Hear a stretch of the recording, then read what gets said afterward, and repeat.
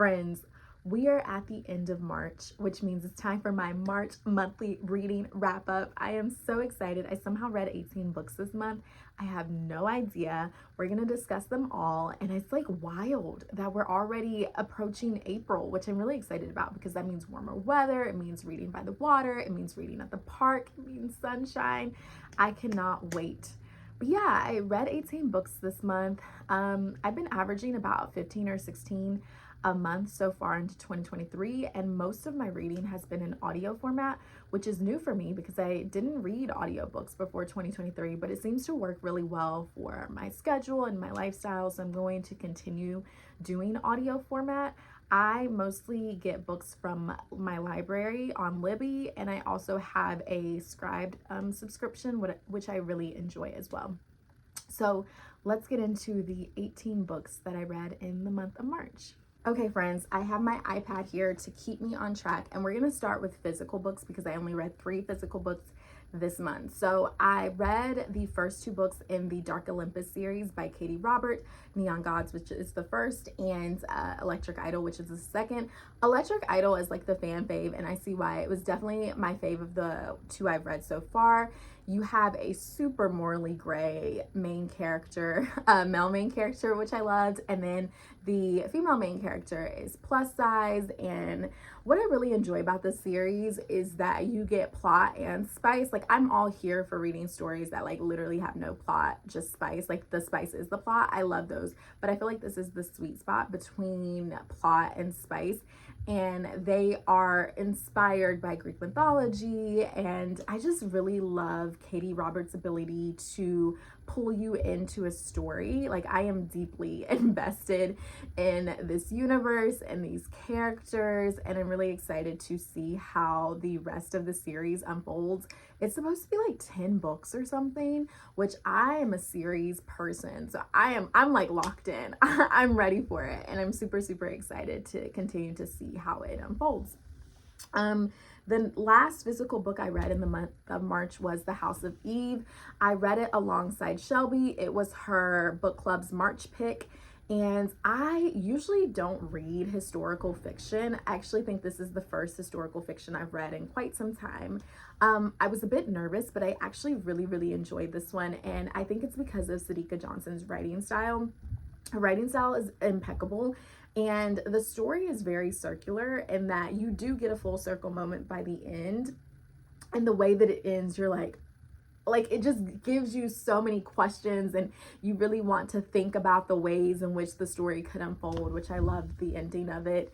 And I just loved this novel because it's very character driven, and I love characters. I love to analyze characters. I love to analyze the way that they are, the choices that they're making, the circumstances of their life that have led them to make the choices that they're making. And there is so much here for that book. In fact, if you want to hear me talk about, some of these analysis that I make, Shelby and I are doing an Instagram live to talk about The House of Eve tomorrow, April 1st. On Instagram Live at 7 p.m. Eastern. You can come hang out if you've read the book or you're interested in it and hear us discuss it and break down like themes and things that we kind of were stuck on our mind as we were reading. So I'm really excited about that. Okay, next up we have digital books. So I read 2 ARCs digitally this month, or advanced readers copies. I read Yellowface by R.F. Kuang. If you want my thoughts and opinions on that, go to my TikTok. I have like a whole like mini series about that book. I was and still am obsessed with it. I'm going to her book tour in May for it. I have so many questions. I just wish that I could sit in a room with R.F. Kuang and like pick her brain, because she is brilliant. Like, she is just so brilliant. And that novel has so much. It has so much. And I just want to break it down with her. I really enjoyed it. And then I also read an arc of Small Worlds by Kayla Bazuma Nelson, who also wrote Open Water. And I really love this. And I think at first I was a little, sorry about the horns, it's New York City, but I think at first I was a little caught off guard by this book, because it almost seems like super sporadic. Like, there's not really a flow to what is happening. There's an overarching theme that the reader can pick up on, but there's not really like a predictability in the events. And you realize it's because it's about this man's life, right? He is in high school, so he's like a young man, and he graduates from high school in London as we're reading the book. And it's really about just life and life circumstances, and that in and of itself is very unpredictable, which makes sense why sometimes the book could be following this like, wait, what is happening, right? There's no linearity in it. So that was a little disjointing at the beginning, but it was very easy to understand what was happening because all of these moments are connected by a theme. So it was like disjointed, but like guided, right? Because of the like overarching theme, if that makes sense. But I did really enjoy it, and I really love Caleb Azuma Nelson's writing style. And in this book, he tackles a lot of big themes, like grief and family and relationships, and I just really enjoyed it. And then outside of those two arcs that I read digitally, I also read Pet by Akwaeke Emeze digitally. I read Bitter last month and absolutely enjoyed it. And if you're like, wait, what?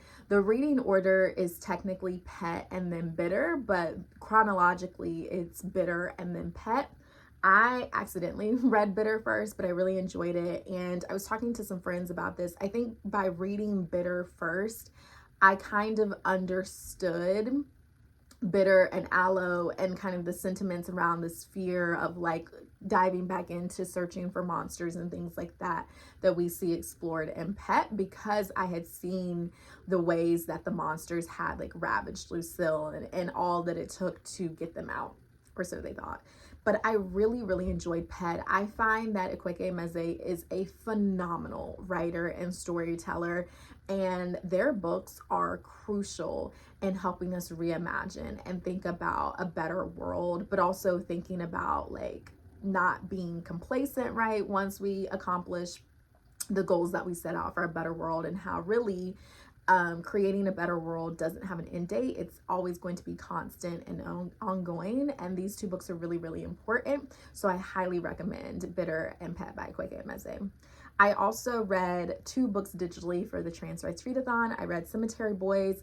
That book had me boo-hoo sobbing. I'm so emotionally attached to Julian and Yods, but like there is just something about Julian. I want to protect him at all costs. Honestly, protect all of them at all costs. And when the people told me that there was a sequel, I was like, period. And it's told from Julian's perspective. I can't wait. I think it comes out next year. And then I read Heart Haunt Havoc, another book I absolutely ate up. It's a novella. It's super short, but it's so good. It's a bit spicy. You have two trans masked main characters. It was amazing. I can't recommend it enough.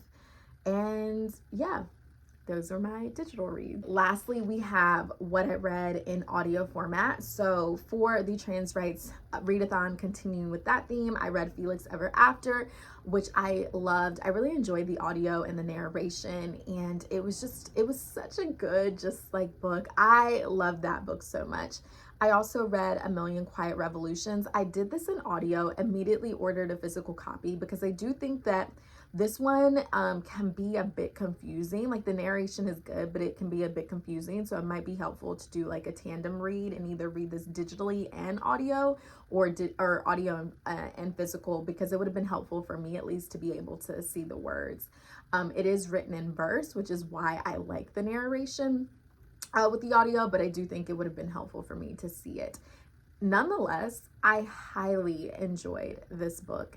It explores understanding trans identity through trans and queer soldiers from the American Revolutionary War. The book follows two trans teenage boys who are trying to make sense of their identity using these queer and trans soldiers from the American Revolutionary War. And it was an incredible read. I am still blown away, and I'm going to do a reread physically because I just want to annotate it. Like there's just so much there.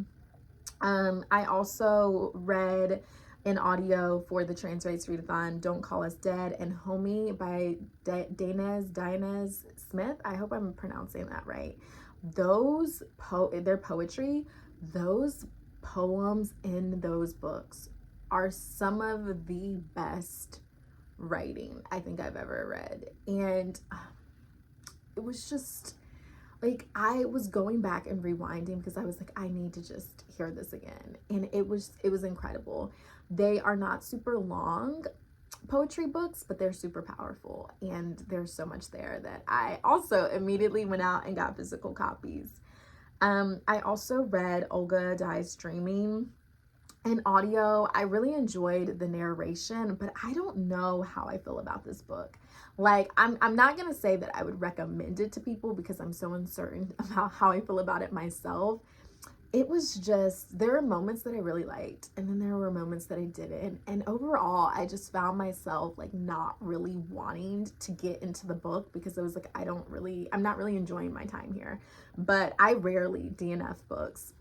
I don't know why. I'm like, maybe, hopefully it'll get better. And again, it wasn't that it was bad. Like, it wasn't one of those books where like, okay, this is awful.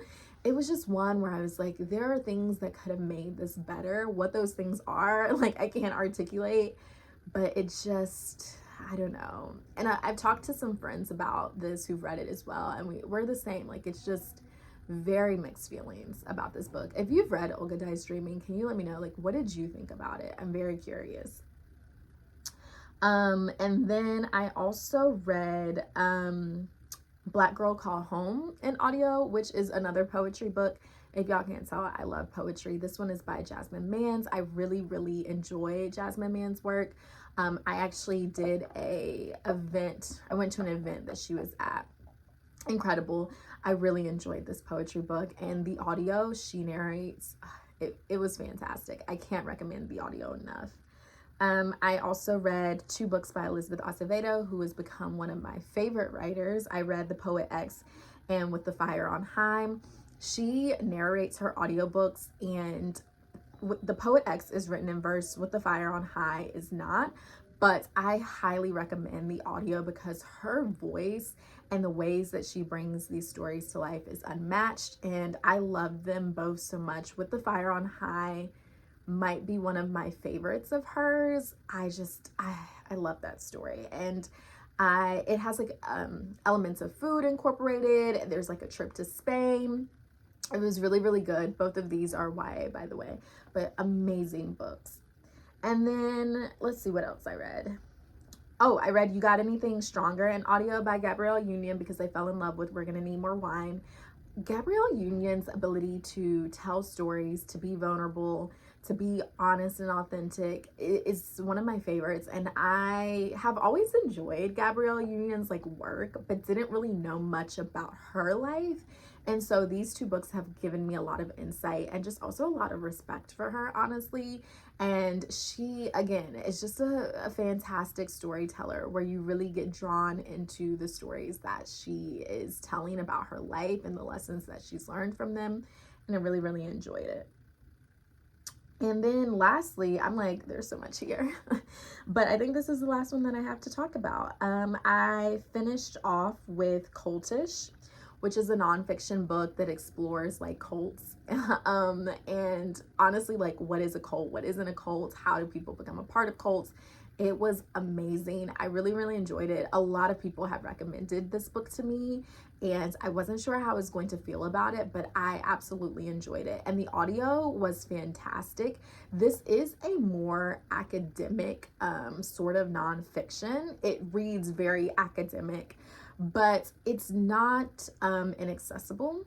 And it's very easy to understand, which I really, really enjoyed. And I think that rang even more so true with the audio.